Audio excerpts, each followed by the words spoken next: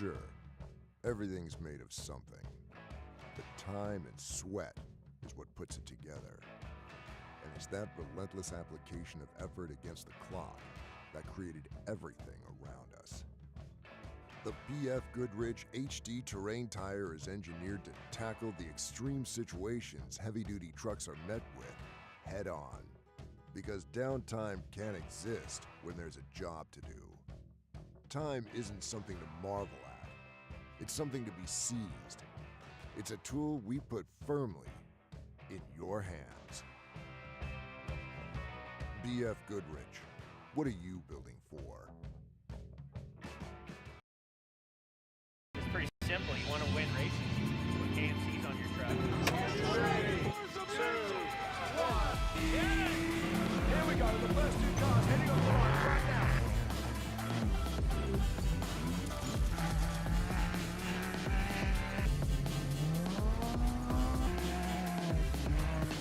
Now we have a barber coming to the finish line.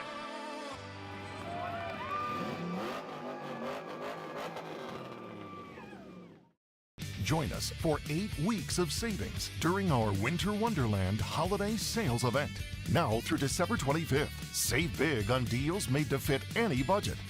From stocking stuffers under $100 to huge discounts on wheels, tires, lighting, and accessories. Make this holiday season unforgettable with 4-wheel parts. Shop your way, in-store, online, or over the phone. Don't miss out on the holiday savings. Stay tuned each week.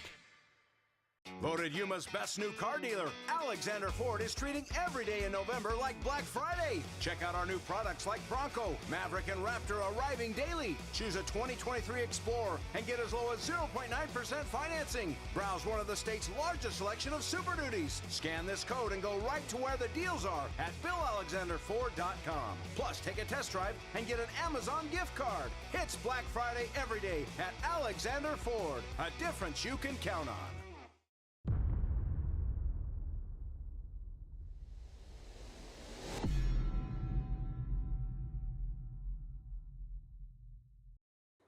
All right, what's up, everybody? We are back with your next update here on Fishgistics. It is 11 o'clock in the morning Pacific time, which means it is noon down on La Paz time, which is what the race is actually running on. So the race is on the Mountain Standard Time all day today. So if you hear Score or anybody official talking about the time, they're going to be on the Mountain Standard Time, which is 1 hour ahead of the rest of us on the West Coast at least. So just keep that in mind throughout the day. Anyways, we have a little bit of drama going on. Not too much, though. This race is actually really fast, this first part of the race. The first couple hundred miles is really, really fast. And you guys can see just looking at the tracker, and we'll bring it up here. So this tracker is, look at how close they are, the top guys, to these bikes already. Like, they're less than 100 miles behind the back markers in the bike and the quads, and the top trucks. They're going to catch these guys pretty quick. I mean, these trucks are doing 140 miles an hour on some of these sections at the beginning, and these bikes are not doing that. So that's why, especially the sportsman bikes and some of these guys towards the back, they're cruising. You know, you got a lot of Ironmen out there just going for the whole way. So it's definitely it's definitely interesting to see. But they're definitely getting caught very early in this race, a little earlier than I thought they would. Well, they're not there yet, but they're getting close. Bryce Menzies is out front still. He started first, so that is the first car on the road still. Now, we have some split times thanks to Brian from BJ from Vora.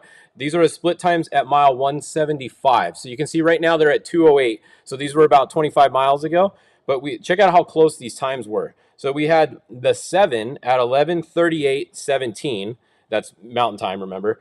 Then we had the 10 at 11:40:15. So 2 minutes, it was the 7, and then it was the 10, 2 minutes back. And then we had the 1, 3 seconds behind the 10, 3 seconds behind the 10.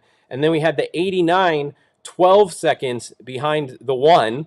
And that's Walser entry. And then we had the 16, 10 seconds behind Walser. So we had 1, 2, 3, we had 4 cars within 30 seconds of each other. 4 of these top 5 trophy trucks are within 30 seconds on physical time. And you can kind of see that right here. These 4 are not the 23. These 4 are all bunched up. And then the 23 was actually 6 minutes back if this time was correct. I'm not sure if that was, though, because these, yeah, they haven't updated for 4 minutes and 3 minutes. So that is probably correct. We had the 23 as being 6 6 minutes behind the 16 at the physical split. So that's what's going on there. Now, once again, if you're just joining us earlier, we kind of went through who's driving these trucks. That is Bryce Menzies that is in the 7. He did start today, and it is, well, let's look at the tracker here. So Bryce is going to be up front once this thing updates. Then Cameron, he's not going to be second. He's going to be back a little bit. Let's see if we can get it to update. Now maybe I just lost them all. There we go. All right, so they're all, the trackers being weird. So the Luke McMillan truck has Rob McCackern driving right now. So that is Rob Mack in the number 1. We have Mike Walser in the 89. That is Christopher Polvardi right now. So Christopher is driving the 89 right now. And then in the 16, we do have Cameron Steele. He started the race in there. The 7, we do have Bryce in there. And then the 23, Dan McMillan, we have Josh Daniel in there. So Josh started that truck. Then the 91, that is not Christopher Polvardi. They were just using his entry. That's a bunch of people that normally race a Trophy Truck Legend. They're just racing. That's a Rolf Holland truck. Ricky Johnson, one of the Ricky Johnsons. There's many Ricky Johnsons. Rick L. Johnson, I think. Rick D. Johnson. Which one? Barstow Rick is in there at some point today. So there's a Ricky Johnson in there. The other Ricky Johnson, Supercross Ricky Johnson, is right here behind them in the 1L. So the Gustavo Vidosla truck, they did start. And yeah, so we were getting reports of the Herbst truck upside down. It looks like it's probably the 263 of EJ Herbst that is upside down. And if you take a look at the, let's go back live. So this is on the YouTube, on Herbst YouTube. They have live footage. It's awesome. All these guys got live footage now. So this is a Herbst YouTube right here. They got live footage. Then we have the Travis Williams also has live coverage. It comes off and on. So Travis Williams has live coverage. We got Score's live coverage right here. So this is Score with their live coverage. They're showing the Herbst and they're showing a bunch of different vehicles on theirs. I would suggest watching the Score coverage in between my updates. And then also we have the Baja Vita live coverage. This is the 43 truck. You can see their helicopter might be going to get fuel or something. It looks like they're leaving the track. So they all have live coverage throughout the day. So that's going to be pretty cool. But one of the Herbst trucks was upside down. It looks like it's probably the 263 because they're the one that was stopped on our map here. Just speculating, we couldn't see a number on it, but that's what it looked like. So back to the front here. So those are your lead cars. Now let's go find the lead. I got to turn some of these classes off. We're going to start going through classes like we normally do. So let's go to class 1. All right, here we go. Class 1 is Cody Reed is out front. That is Cody that started in there, so that's Cody driving. The 153, Brad Wilson, that is Justin Munyon driving that car right now, the 153. Cody Parkhouse, the 127 is next. Kyle Quinn in the 100, that is Greg DeStefano driving right now in that car. And then we have Damon Jeffries in the 121 behind him. So that's a look at your top 5 Class 1 cars. Look at that's actually a good race for Class 1. Once again, we've had a lot of good races with Class 1 through the beginning of these races, and then they kind of start to fall apart or they have issues later in the races. So let's see how many of these cars can hold together this time, and hopefully we have some close Class 1 racing for most of the way, because that always makes it fun when it's closer. Looking at Class 10, they're kind of mixed in here. We got the 1002 showing out front, the 1044 showing next. Stan Potter, the 1006. We got the 1091, 1017. They're all really stacked up here. Once again, they're only about 100 miles into the race right here. So pretty fast first 100 miles. There's not a lot of tight technical stuff. It's a lot of fast, graded type roads. A lot of really fun, fast stuff. So they're not going to get a bunch of separation between the cars this early in the race. Now, with one of our biggest classes, I think it is our biggest class, is the Trophy Truck Spec class. So this class is just full of entries, and every race it gets more and more, it seems like. So we have the 273 Jordan Brenthal showing in first, and then we have Mason Cullen in second, the 244 next, and then a whole bunch of them. Look at these guys all stacked up. We got to zoom way in. We got the 266, the 282, the 298, 241, and the 277 Travis Williams, all stacked on top of each other there. So definitely going to be a good race in here. We do have the Jordan Brenthal entry with Jonathan Brenthal actually driving. They got a little bit of a gap going right now. I know some of the cars that were up there in front, we saw Jason McNeil was stuck in a ditch earlier with a broken tie rod, it sounded like. So that's no good early for them. They were back over here. Let's see if they got going. So yeah, you can see they're still there. That's definitely not good. Jason McNeil with Eli Kiger was driving early in the race, went into a ditch, and that you can see that they're still sitting there once the tracker comes back. There they are. So not a big bummer for them. They were leading. They've won almost every race. I think they have maybe won every race this season. They're leading the points, so definitely not what they wanted to be doing right now. There's EJ Herbst, the one that we think was the one that rolled, because as it looks like here, and as a couple people pointed out, it looks like that was EJ that rolled. And let's see. Yeah, so someone said they just showed the, thanks Robert Campbell, we got an update. They were showing the cameras on EJ's truck and no one was in the truck. So there you go. That is EJ Herbst that has rolled over there. Yeah, that's what's going on in the trophy truck spec class. And then let's go look at the bikes. We got to check on the bike guys. So the leaders, this is a really good race.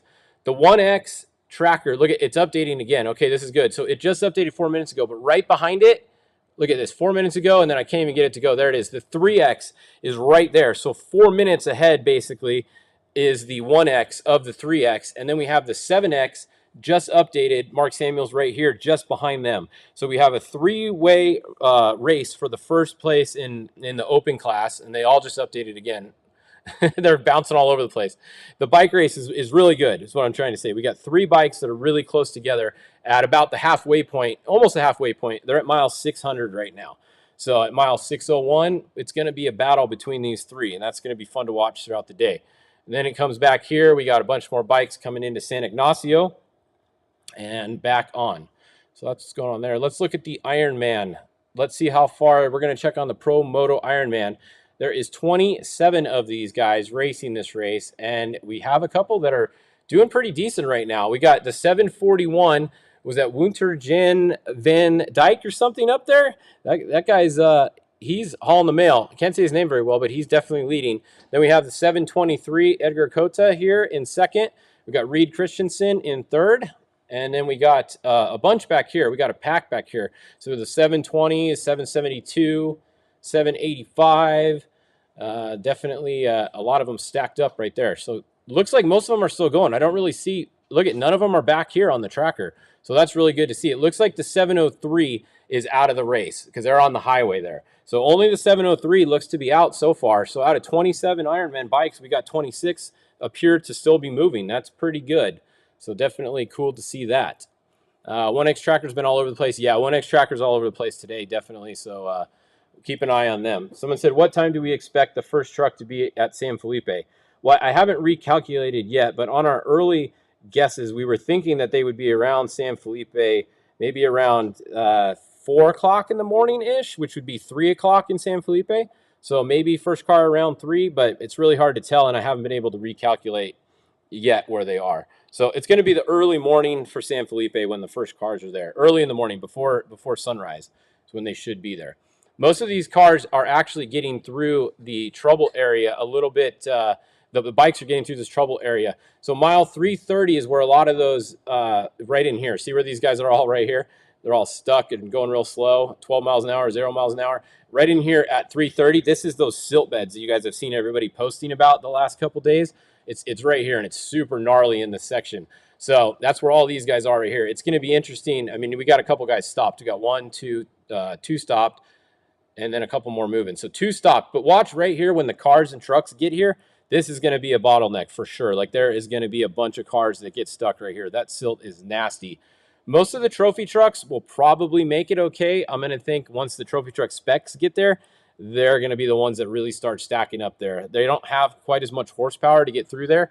They got big tires, but they also got an axle that they're dragging in the back. So look for a lot of the trophy truck specs to be stuck right there. And that'll probably be in, 2 hours from now or so they'll be there. So watch at our 1 o'clock update. We'll be talking about how many trophy truck specs are stuck at race mile 330. It's going to be pretty gnarly. So, all right, let's see. Is that what you guys, what else you guys saying? Anything else interesting? 91 has live coverage. Yeah. So the best thing to do between my updates is go back and watch the score feed on YouTube.